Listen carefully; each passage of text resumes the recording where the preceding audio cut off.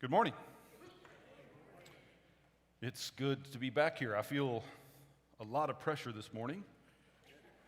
This is the first time speaking in this sanctuary, and I feel this room, and I feel like Sanctuary has been doing so well. I'm wondering if there's some correlation between my having not spoken and how well we're thriving.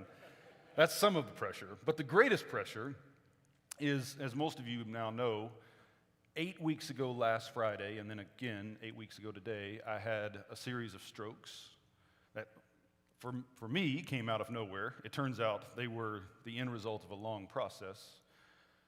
But, of course, that was a pretty serious disruption in my life, and I've only spoken once since then, and it was 3 weeks after it happened in New York as an event I wanted to keep, and they let me risk it. And when it was over, one of the men said, "You're a much better preacher now." So I'm a little anxious because one of the deficits that still shows up from time to time is that I will stumble over a word, get anxious, and then my words will swap a little bit. Now, this is one of the reasons that I lean so hard into my Pentecostal background, because if that happens, I can just say I'm speaking in tongues, and you'll have to trust it. But I'm kind of caught between this pressure of, I want to do well, but I don't want to do so well that the word I get after church is, "Man, this stroke really improved your preaching." So if you are going to compliment me afterwards, which I hope you do, maybe don't say that. Maybe don't say that part. In fact, the rest of that story is, the man didn't say it to me. He said it to the pastor. He said, "He's a much better preacher now." And if that's what preaching after a stroke is like, you need to have one. Please don't say that to Father Paul or anyone else either. So today is Good Shepherd Sunday, and what I'd like to do is look quickly at each of the readings for the day, starting with, of course, the gospel which we've just heard. And all I want to draw attention to is Jesus' claim that he is a shepherd, but that his guiding is not what we expect it to be. They tell him, "Tell us plainly that you are the Messiah." And one thing that's important to kind of keep in mind in everything that we hear today is that the shepherd is the image in Israel of the king. The king is a shepherd. David, who is Israel's great king, is, of course, raised up to that role from a shepherd. And in the ancient world, the king is often identified as the shepherd of the people. So when they say to Jesus, "Tell us plainly that you are Messiah," they mean, tell us what kind of king you are and that you are king in an unmistakable way. And Jesus says, "Well, actually, I have told you, but you can't hear it or see it because you are not yet sheep. You're still goats. And so even though I'm guiding you, you don't sense it as guiding. But you have to become a sheep in order to recognize that I've been leading you all along." In the language of the church fathers, God becomes one with us so that we might become one with God.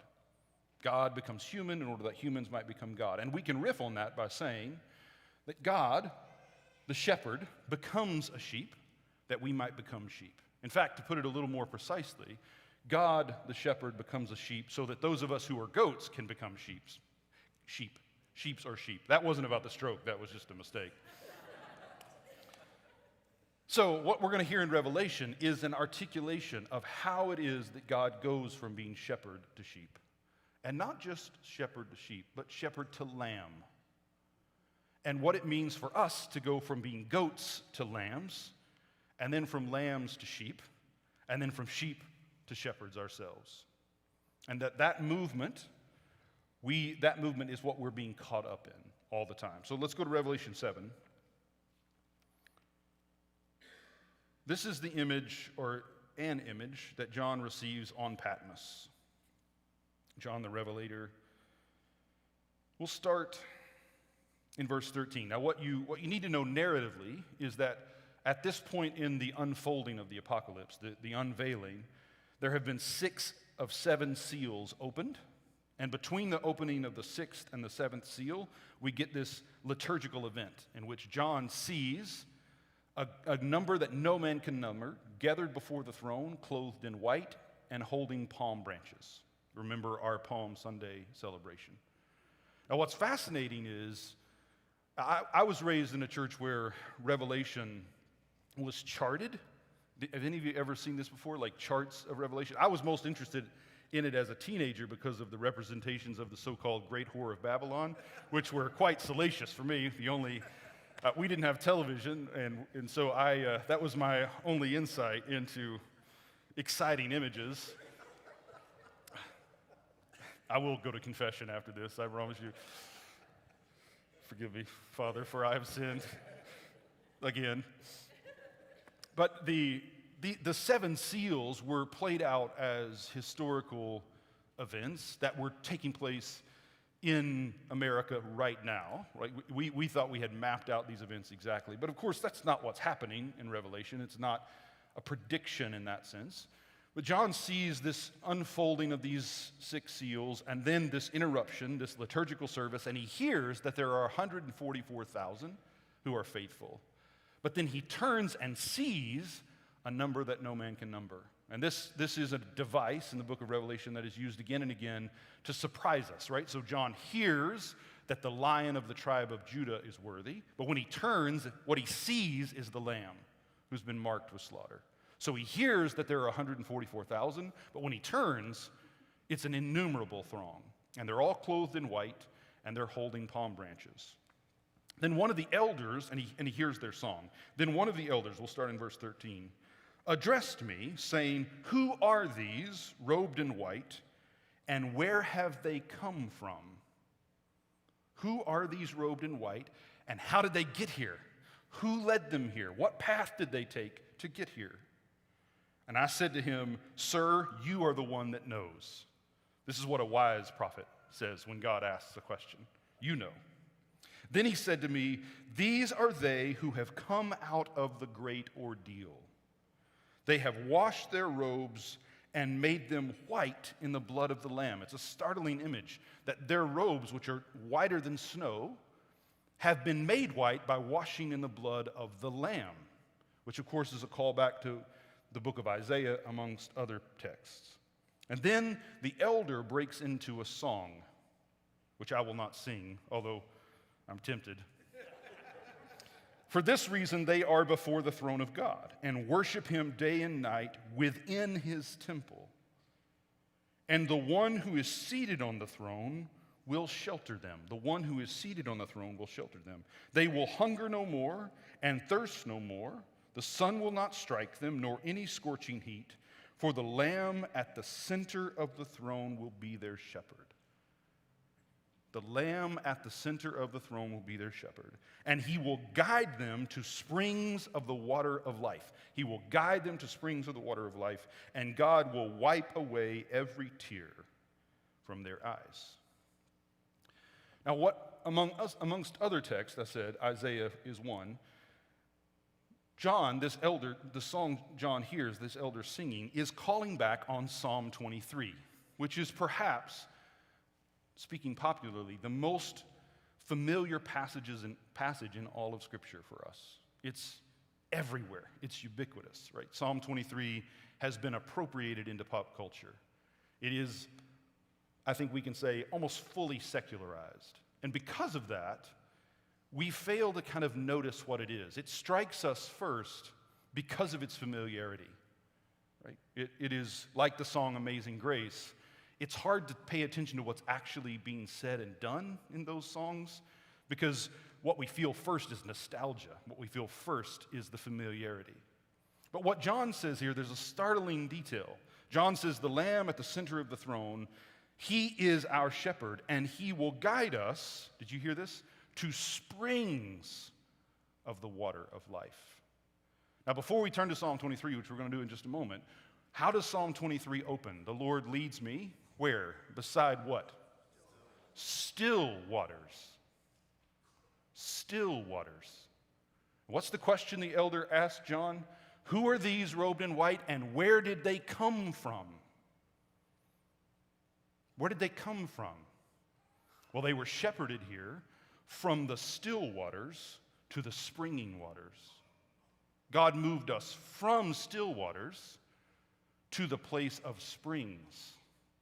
Not the water that doesn't move, because there's peace, but to the water that springs up because there's purity in life. Now, with that in mind, let's go to Psalm 23. Psalm 23. Everybody can give me at least the first line. How does it start? The Lord is my shepherd, I shall not want. Now again, color me cynical for just a moment, but I think that one of the reasons Psalm 23 is so familiar to us is that we find great comfort in being told we'll have whatever we want. The Lord is my shepherd, I shall not want. I have good news, bad news. Do you want the bad news first or the good news first? I'm very much a bad news first kind of person, so I'm going to give it to you that way. You're not going to get what you want. The good news is you're going to get what he wants for you, which is in fact what you do want, you just don't know it yet. Once you've moved from being a goat to a lamb to a sheep to a shepherd, then you'll know, oh, this is what I wanted all along. But the goat in you is not going to get fed by him. Thank you. Whoever supported that with a laugh, thank you very much. I appreciate it. I need all the help I can get. So the Lord is going to lead us from still waters to springing waters. But I think a lot of us want to just stay by the still waters and the green pastures. We want everything we want, and we want it now. But that's not how we're going to be shepherded, because that's not actually what is good for us. So, the Lord is my shepherd, I shall want. He makes me lie down in green pastures. He leads me beside still waters. He restores my soul. He leads me in right paths for his name's sake. And all of that is so wonderfully American. It's so wonderfully Christian. God takes care of me. But as you can imagine, on this side of what I've lived through, I hear that differently. And all of us, whatever we've experienced, whatever pain is in our lives, and all of our lives are marked by it, if we can be honest, we can understand that the way we hear this popularly just is not true. God does not protect you from life happening to you. That's not the way he shepherds us. This is why they say to Jesus, tell us plainly that you're the Messiah, that you're the shepherd. And Jesus is like, I'm being plain. You're the one that's confused. I'm not ambiguous. You are befuddled because of what's in you. The goat in you can't translate the shepherd in me. I am taking care of you. Your life is a mess, not because I'm failing to shepherd you, but because you're clinging to things that aren't yours to cling to. Things have their claws in you that aren't precious. They're defiling, but I've got to deliver you from them. And so there's a turn now in this psalm, a sudden turn. Verse 4, even though I walk through, the NRSV says the darkest valley, but that's terrible poetry. The better here is the King James, which is what? Even though the valley of the shadow of death, I will fear no evil. Now, think about it for a moment. If the Lord leads us by right paths, how the heck did we end up in the valley of the shadow of death? Think about it. If he's my shepherd and he's leading me, last week Father Robbie censored himself. I just censored myself. I think he was a little better at it, right? But anyway, the Lord is leading us. He's our shepherd. He's guiding us. But notice we're moving away from still waters, through green pastures, along the right paths, right into the midst of death. Jesus, can we have a talk? Like, is this really what we want to do? Move down from the heights where there are cool, refreshing pools and green pastures at the top of the mountain, down into the valley where the predators are? Because that's the way he leads us. That's where he's taking you and taking me. Go back to Revelation for a moment. What does John see? He sees a throng of martyrs. They're clothed in the purity brought about by their participation in the death of Jesus. They're holding the palm branches that signal the ways in which their lives have been conformed to his. They've lived Good Friday, Holy Saturday, and Easter themselves. And that's what John sees. And so we're being led into that same pattern. We're being led down into the valley of the shadow of death. And the psalmist then says, what? You know it. Though I walk through the valley of the shadow of death, I will fear no evil. Why? For thou art with me. And notice what's happened. We've shifted from talking about God to talking to God. The Lord is my shepherd. That's third person. And anybody can talk about God in the third person. In fact, everybody does. And there seems to be a mandate. The less qualified you are to do it, the more likely you are to feel compelled. That was supposed to be a joke. But maybe it struck a little too close to home. We have opinions about God and God's will. And most of the damage we do to people is because we keep talking about God in the third person rather than letting God shatter what we're saying about him so that we will talk to him. Think about how much healing would come if we just stopped talking about God and spent half of that energy in talking to God. And that's what happens in the valley. When you're up by the still waters, you've got all kinds of opinions. And the only thing that's going to cure you is life lived in the valley of the shadow of death. The only thing that's going to awaken prayer in you is that awareness that life is not safe. And your life is in peril. In every sense. This is a hard world. Life is difficult. And we sometimes forget that when we're up by the still waters. But only hirelings keep you there. Only hirelings keep you at that place of illusion where you think life is something that's really not. Because here's the thing. If Jesus had stayed there, we would not be who we are. Think about Philippians 2. You see this same movement. Jesus does not consider his equality with God something to cling to, but he takes on our nature. He makes himself one with us. He empties himself, becomes like us, taking on the form of a slave, and humbles himself to death, even death on a cross, and therefore God has exalted him. So Jesus, in a sense, is by the still waters of God's life, although really those are springs. I'll say that at the end. But then Jesus moves from that height down into the valley of the shadow of death. And here's the good news. That means that whatever shadows are in this valley, ultimately they're overshadowed by the presence of the one hanging on the cross. So whatever shadows are in your life, whatever's hanging over you, whatever feels to be threatening you, whether it's physical, emotional, relational, whatever it is, whatever shadows are haunting you, just know there's a darker shadow, and that darker shadow is the light of the life of God in the life of the one hanging on that tree who is saying, my God, why have you forsaken me? No matter how dark the valley is, there is a deeper darkness that is ablaze with the holiness of God, and you do not have to be afraid. Just talk to him there. Let him lead you away from still waters, down into the valley where he is, and you can see him face to face, or at least you can hear him. And then what happens? As soon as we get to that place, in the shadow of the cross, this is one of the things, and I'm going to take too long if I do this, but one of the things I love about icons of Jesus on the cross are images of John and Mary, and sometimes Peter as well, Mary Magdalene at times, clinging to him. That many of his disciples forsook him. But John, Mary Magdalene, Peter, maybe a few others, they try to stay close, even there.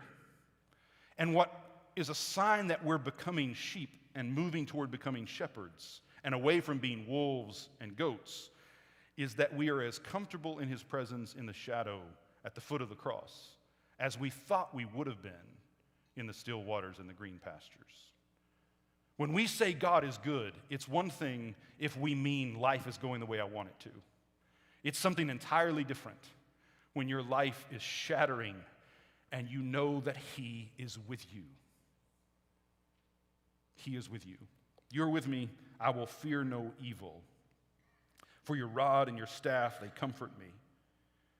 You prepare a table before me in the presence of my enemies. Now notice the movement is almost done. We've moved from still waters and green pastures down through the valley into the shadow of death, and suddenly that valley opens up into a broad plain, and He makes a table there. Not for you, or not for you alone, but for your enemies. And again, this is the movement of Jesus, who is one with God, takes on our nature, takes on our condition, lives it to the death, and in death, what does He do? He makes a table. You've lived this movement. Every one of you began in the still waters of your mother's belly. And now here you are at the table in the presence of your enemies. That was a joke too, but it's also true. He's shepherded you here. Think about that. Every single one of us began in the still waters. And here we are. And He's doing that not only for you and for me, but for the whole cosmos. That's what John sees in Revelation 7. He sees the number that no man can number, standing before the throne of God and hearing this testimony of the Lamb who shepherded us all the way into the life of God. Out of the still waters, down through the valley, into a plain where there's a table for our enemies. Why, God, would you make a table for us in the presence of our enemies? So we can do for them what God has done for us. Wash their feet and serve them while they eat. That's what He did. I am among you as one who serves. Peter kicked against this. He didn't want his feet washed. Father Robbie talked about this last time. What we're called to is to recognize our lives have to be taken through these movements if we're going to be Christ to those who are around us. Think of it like this. If God kept you up in the highlands by the still water, those people who are suffering at the foot of the mountain would never know Him. Your life, when it's still waters and green pastures, isn't graced. There's innocence, but there's no purity. There's a lack of trouble, but there's no life-giving peace. This is not a peace that passes understanding. This is a peace we very much understand. But a peace in the valley and a peace in the plain with the table where you're serving your enemies, that is a peace that passes understanding. That is graced. That is the life of God coming alive in you. And then, how does the psalm end? Surely goodness and mercy will follow me all the days of my life, and I will dwell in the house of the Lord forever. St. Augustine, in his comments on this psalm, points out that in his Bible, it doesn't say my cup overflows, it says my inebriating chalice overflows, which is, again, much better poetry. And Augustine actually says, when you come to the table the Lord has prepared for you, you get so drunk. This is a bishop, like you can confront the bishops about this. You get so drunk you forget former happiness. You're so elated to be here at this table with God and God's enemies, or who were God's enemies and yours, that you can't even remember what you used to think you wanted. And then you say, goodness and mercy will follow me. See, the problem with being a goat or a really immature sheep is that you're pursuing goodness and mercy for yourself. You're chasing good things, and you want other people to be merciful to you. But out of maturity comes goodness and mercy following you. You're not chasing them. You're not trying to grasp them and make them your own. You're taking care of God's enemies and yours. And what happens is the train of your robe becomes like the train of his robe. The hem of your garment becomes like the hem of his garment. And out of your life flows the grace that doesn't start in you, but springs up from the life of God. And I will dwell in the house of the Lord forever. And notice we've gone from talking about God to talking to God to talking like God. And that's what we're called to. Give me 3 minutes and I'm going to shut up. Acts chapter 9. 3 minutes of quality time. 3 moments. It's been a long time since I got to do this, so thank you for letting me. Acts chapter 9. I don't entirely understand. Those of you who preach regularly or even irregularly, and some of you preach irregularly in more than one sense, you'll know the ways in which a text, and I think this is true devotionally too, not just for preaching, the ways in which a text is kind of fluttering around in you and you don't quite know why.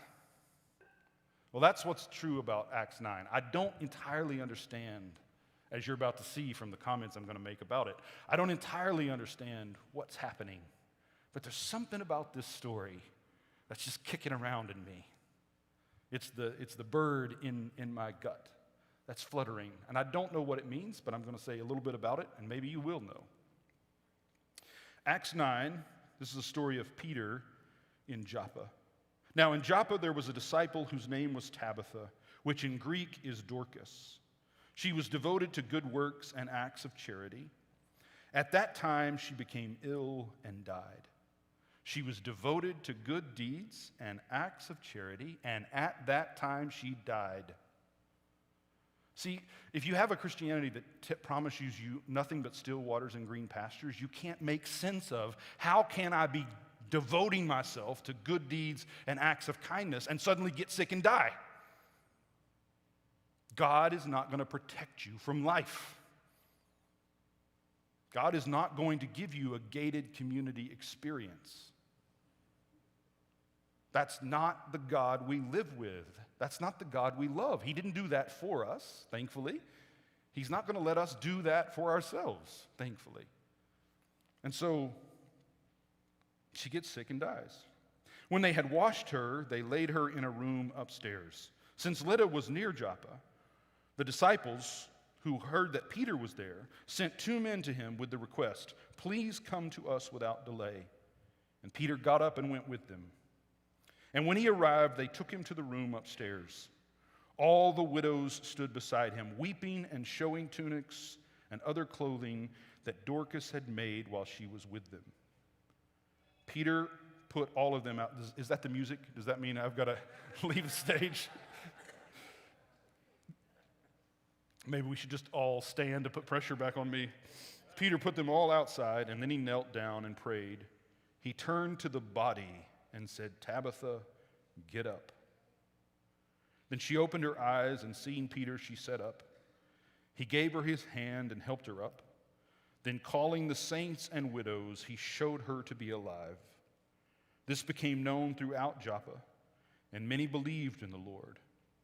Meanwhile, he stayed in Joppa for some time with a certain Simon, a tanner. Just a couple of details. The first is, almost certainly, this woman, Tabitha, is a patron for these early Christian communities. She's an older widow, wealthy, accomplished. She has her own dyeing industry. She makes clothes. There are all kinds of stories in the Christian tradition about having seen Jesus and seen how poor he was and seeing his robe and being provoked to launch her own ministry of making clothes to clothe the disciples, and that doing it in the colors of the passion, the colors of blood. Be that as it may, in the story, she is sick and dies, and the disciples, when they gather Peter there, what do? Did you notice?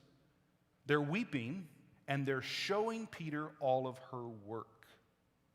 Look at what she did. Now, this is double-sided. In one way, it's good. It's a sign that her works have followed her. But there's something odd about it, in that here's a woman who's died, and I just realized the play on words there. This is a woman who has not only dyed garments, but has herself also died, And what they're concerned with are her clothes, what she did for them. Look at what she did for us. And what does Peter do? Do you see it? Get out of the room. Just like Jesus had done at Jairus' house. There's something of unbelief in them that's tied to what they've made of her work, that they've not yet seen her. It's what she does for us. You see, they're still up on the mountain. They're still by the still waters. And she brings them down here. And now they have a choice to make. Are we ready to be with the God who calls us to be with the suffering and the dying? Or do we just want a God who always takes us back up to the high pastures? And Peter shows her to them. And then the text just almost offhandedly says, and Peter stayed in Joppa. You know why this is important? This is Acts 9. The very next chapter is Cornelius. From Acts 10 to the end of the book is the opening of the Gentile mission. And the only way that this is possible is that Peter runs into these people in Joppa, which is a cosmopolitan city, and runs into people who don't look like what he thought he understood. His world opens up right here into a plain where a table is set for the people he thought were his enemies. So hear me. Some of you are Tabitha. You're in the midst of doing good things, and death is going to come of various kinds. Don't fear it, because it's going to liberate you from the way people see you, and God is going to use that to open up a broad place for a shift in vision, a way of imagining the world differently, a way of seeing our neighbors not as our enemies, but as God's guests called to this table.